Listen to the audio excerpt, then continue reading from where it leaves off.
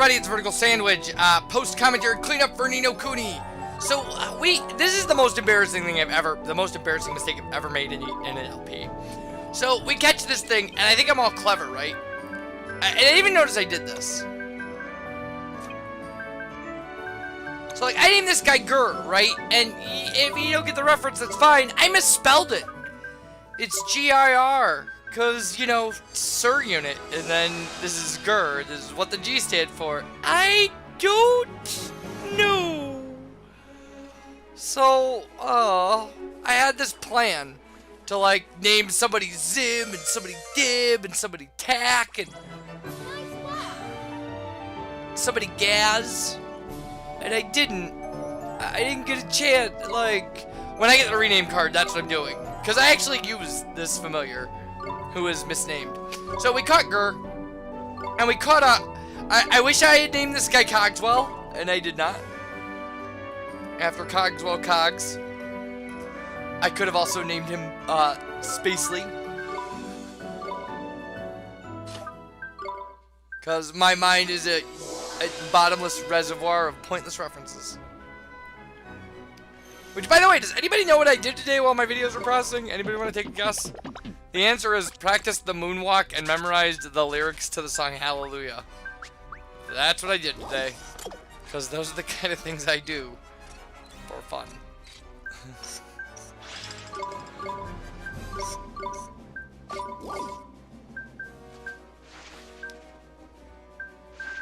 I get bored at work and I'm waiting for something to happen, I just start dancing. People are always like, do the moonwalk. So I figured I'd learn the moonwalk. So we got Derwin stuff. Sorry to keep you waiting, Durdo. I don't know if I'll be able to read this.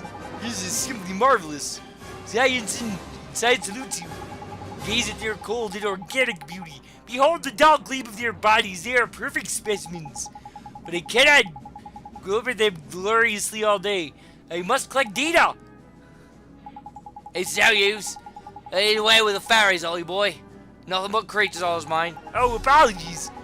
I was momentarily absorbed in matters which are too complicated to explain. Please accept this for your services to science! To science! I like the voice. I really didn't want to miss the Derwin voice. I know I probably read some stuff wrong, but...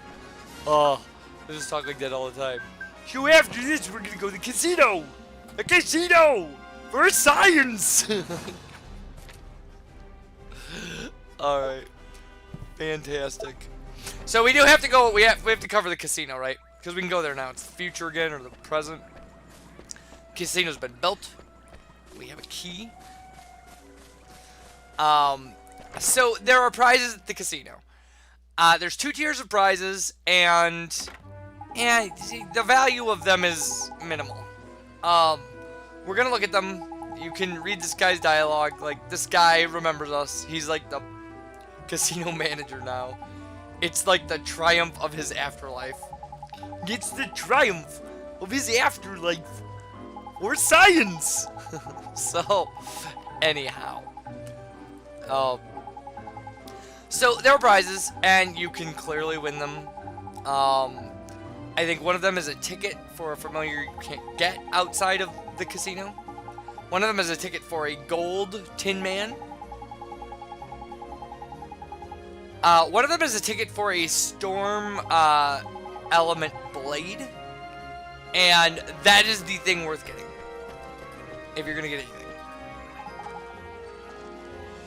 So, the way it works is it costs 5 guilders, or whatever the currency is in this game, for 1 token. And, yes, we can buy a Bluster Blade. Now, there are some other things, some items. There's this badge. The Idler ticket is the... I don't believe you can get an Idler anywhere else. But they're not very useful as familiars. It's not a thing you want to get early because it gives you some strategic advantage. They're a meh familiar. We will get one just to have one, just to fill in the familiar numbers. But we are going to buy some chips. Now, here's the thing with things in the casino. This is not the maximum bet at the maximum bet here is 100 chips. Right, in any game. But the trick here is whatever you win, you can bet back. So you bet 100, you win 200. You can bet that 200 and win 4. You can bet the 4 and win 8. You can bet the 8 and win 16. You can bet the 16 and win 32. So the exponential jump up, that's where the money is. The easiest and fastest game to play is blackjack. If you don't know the rules of blackjack, the thing is to get 21 with your cards. 10s, jacks, kings, queens are worth 10. Number cards are worth their number. And aces are worth 10 or 11 or 1. If the dealer gets over 21, you win. Whoever's closest to 21 wins. Ties pay out instantly. So you can see we already got up to 600. We're going to take that money. And now we'll bet 100. Give that a shot. So ace 9, that's 20. That's pretty good. Yeah, 19. 20 wins. It's closer to 21 without going over. So I have 300 as our stake. 18, dealer bus, doubles our stake. Our next bet would be 900. See how quickly this can go up? Like, we win this one and it goes up to whatever.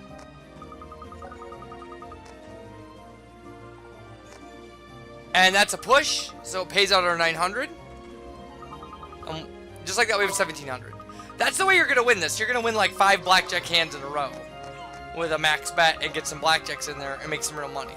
That's how this is going to work. Or you're going to wait till endgame and buy all the chips you need to collect things.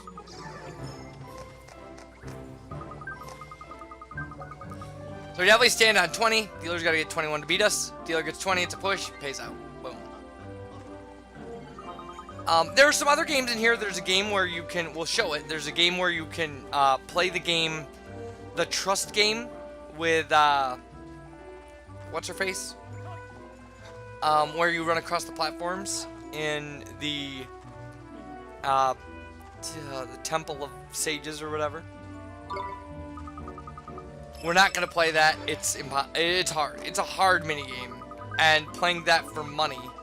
I mean, I guess you could get really, really good at it, and you know, take it apart for money. But it seems like a lot of time. You can play a ridiculous amount of blackjack hands if you're good at the game.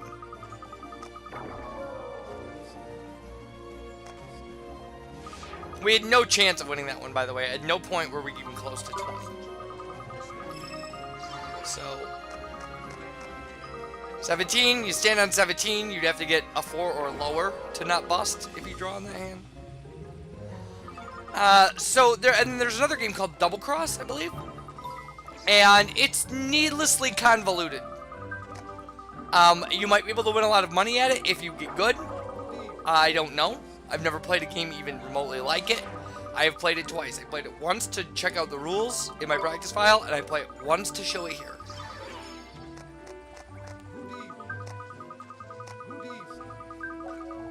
It's probably a game you could play quickly. If you got very good at it, you could probably play it very quickly. But, I mean, really, the moneymaker here is blackjack. It is the thing you would do. So, our first bet is 100. We hit blackjack, we get 400. Which, by the way, normal blackjack pays 2 to 1. This thing, I think, plays 3 to 1. So now 400 would allow us, if we win, we'd go with 1,200. And we did. So, boom, 1,200. So now our next stake, if we win, 3,600. I mean, you win one after that, and you're over 10,000.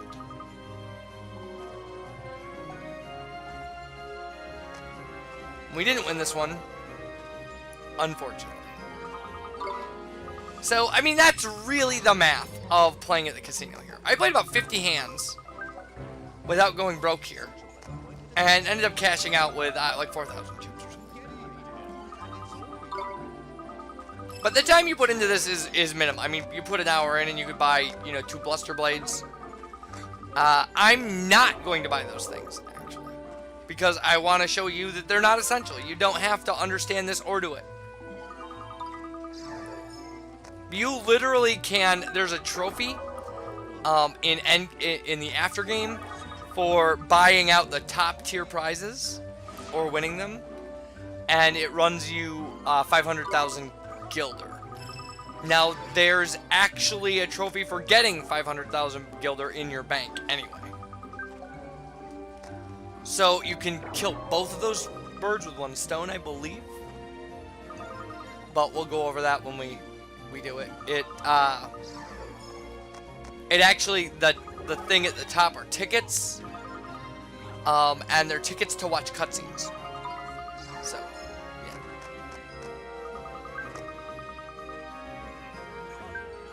'15s and '16s are hard. You really hope she has like a 5 there, and then pulls a 10 or something.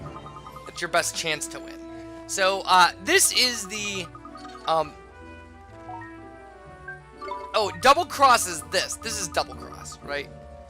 So, it's this game. And you'll recognize it from the Trial of the Sages. It's not an impossible game, but I don't think the easy levels pay well. The hard levels may pay amazing, and they may pay 10 to 1, and if they do, you get 1,000 for every time you win. I don't know if you can double bet your stake on this. But the harder you make it, the more money you win. And you can play around with it, I guess.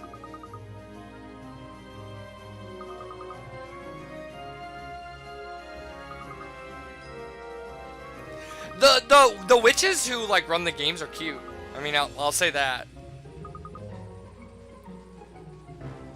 I mean, I'm definitely more the long blonde hair witch in the hat than, you know, the dark hair, right, with the costume girl who plays blackjack.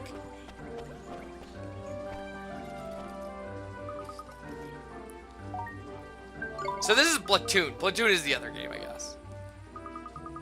And so the way this works is you make piles of cards that attack each other at random.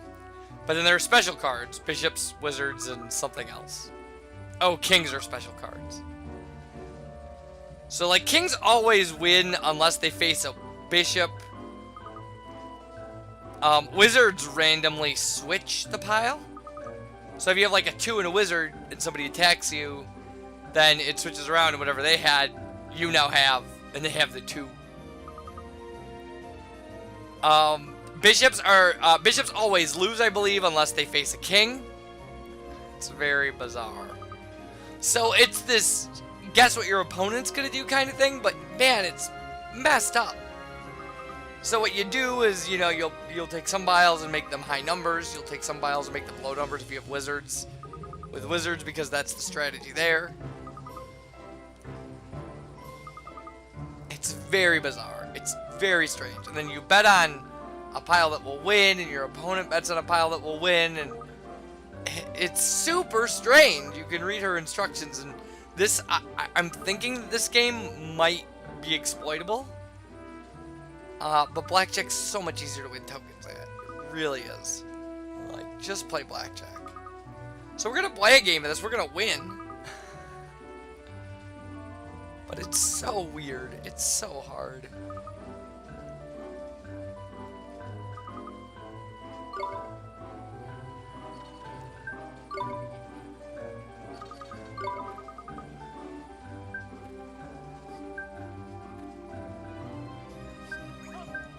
So I guess we can bet 200 here. But it's like we win like to double your stake, to win like the 400. I believe you have to bet what's gonna win and be right. Your opponent has to bet what's gonna win on their end and be wrong. And you have to win the game. I mean, I'm not sure. So I made like a big pile over here. And put some automatic wins with almost no cards.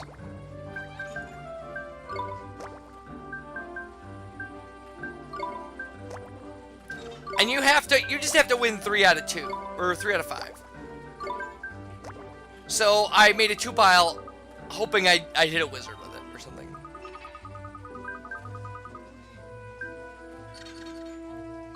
I don't know, that just seemed like the one that would win.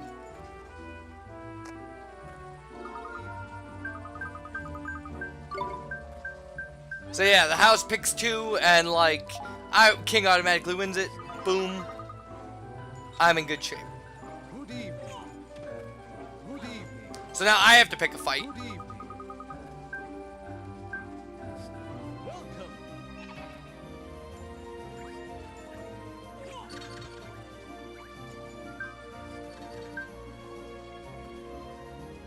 So I'll pick my 13. against this big pile. Good evening.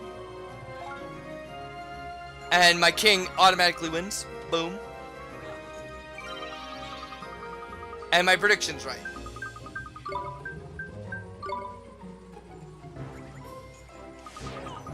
So, her 6 beat my 2. She also used the same insta-lose strategy. She just happened to luck out there.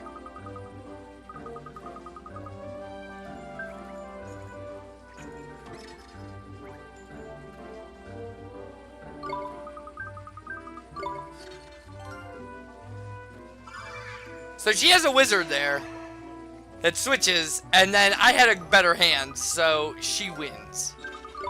It's a dirty trick. But then an 8 against a 19, I win the round.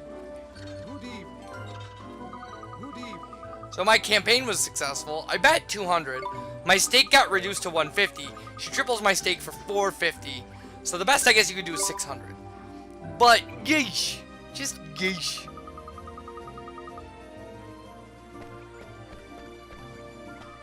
There's just so much to that game. It's so much to wrap your head around.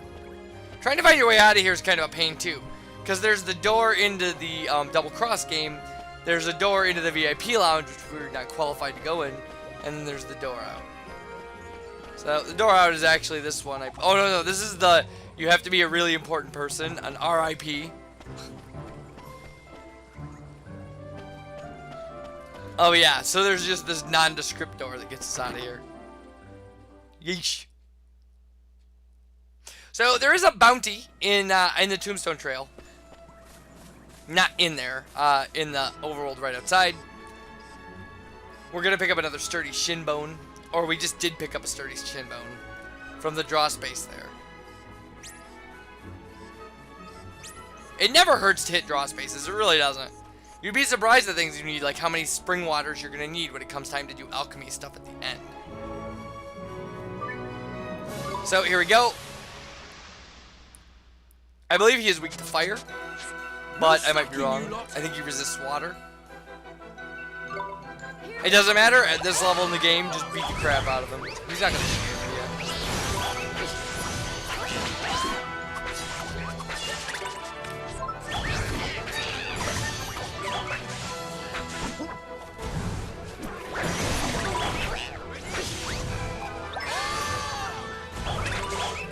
So yeah, he doesn't have anybody in danger, so we're just gonna just hit him with everything we've got.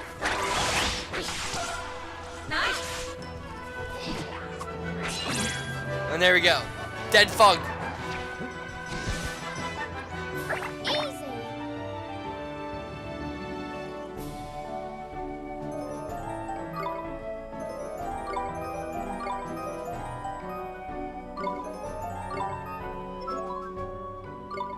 Alright.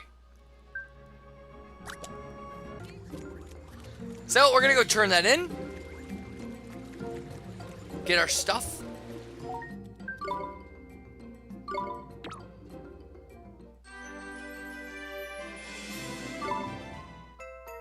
So Poisoner's Horn, 1200 guilders.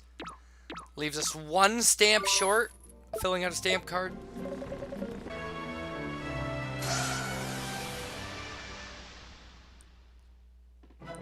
Alright, and we catch this airhead, right? That's its name.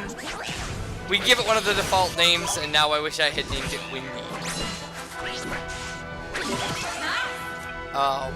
After the song by the Association, you know. Who's looking out under the stairway, calling a name that's lighter than air? Who's bending down to capture a rainbow? Everyone knows it's Windy. And Windy has stormy eyes that flash at the sound of lies. And Windy has wings to fly above the clouds. Yeah, check it out. It's a good song. It's not as good as Along Comes Mary, but yeah, Ariel is what we went with. That's so lame. Could have been Windy.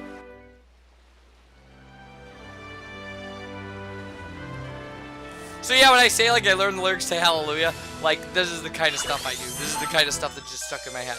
So we caught a crackpot, and I thought that was the last thing we needed for the familiars on the familiar island. But actually, crackpot's not what he's looking for. Crackpot is like the evolved form of the thing we need to catch, which is kind of a shame because I really worked hard to catch that crackpot.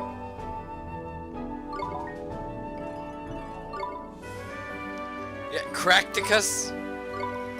Crackers. Crackers is the obvious one there. Although Krakatoa would have been nice. See how punny my mind, my mind. This is just it's puns for days, people. I could just throw these out. You'll always want to hit this draw point every time you come here. The meteorite fragments, they're a little easier to come by later, but it's not later. It's now. So yeah, so this is the last thing we're gonna do. We're gonna turn in the things we need. We have sprockets for this little robot-y guy.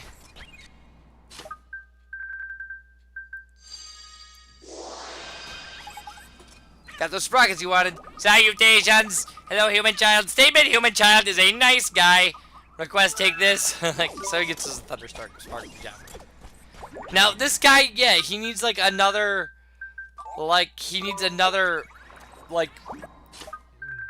pot guy, and I thought that the guy we had was enough. About to run out of water, yeah. So like, flip it, happen. Oh, you're not wrong there. It's gonna happen when you dry out, or when you go dry. Then I don't know. I don't want to think about it. All right. So yeah, he wants us to bring a potty, but we didn't catch a potty. We caught a crackpot. So yeah, we hacked that up, as somebody might say. Somebody from Australia, maybe. I don't know. Yeah, that guy doesn't count.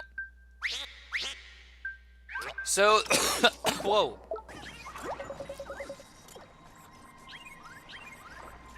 So, we're gonna have to catch a potty so I can get a rename card, so I can rename Gur. But, until those things happen, we're kind of, out of luck here. And when we pick this back up, I think we've got to go to Skull Mountain? Skull Mountain. That's where we've got to go. And I'm not so worried about completing this cave. I actually didn't do it in my practice file. I'm like in post-game and have done almost everything, and I didn't do this cave. I never even brought that robot as sprockets. Or brought that mushroom guy another mushroom.